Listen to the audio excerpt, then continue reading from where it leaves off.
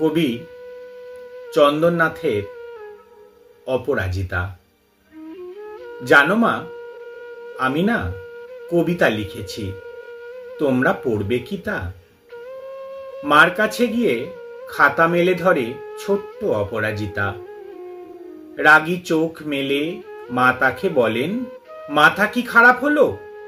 ছাই পাঁচ সব না লিখে বরং অঙ্কের খাতা খোলো। মুখ ভার করে গুটি গুটি পায়ে গেল সে বাবার কাছে। কবিতা লিখেছি, ও বাবা, তোমার দেখার সময় আছে? মুখটি না তুলে বললেন বাবা, কবিতা লিখেছ, বেশ, পড়ব তো বটেই, আগে খবরের কাগজটা করি শেষ। অগত্যা গেল দিদিটির কাছে, ডাকলো সে, দিদি আয়, দেখ না কেমন ছবিটা এঁকেছি ছোট্ট এই কবিতায়। দিদির দু চোখ টিভি পর্দায় ঝলমলে রোশনায়। বলল, কবিতা তুই লিখেছিস? কবিতা না, ওটা ছাই। অপরাজিতার চোখ ছলো ছলো, বুকে কান্নার ঢেউ।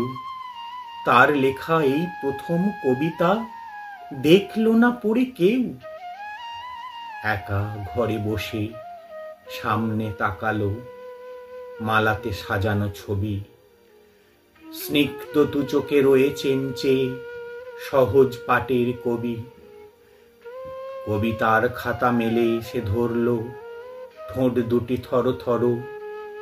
বলল, ঠাকুর কেউ না পড়ুক, তুমি এ কবিতা পড়ো। কি জানি কি করে কি যে হয়ে গেল, এ কথার সাথে সাথে রবি ঠাকুরের মালা থেকে ফুল ঝরল সে খাতাটিতে।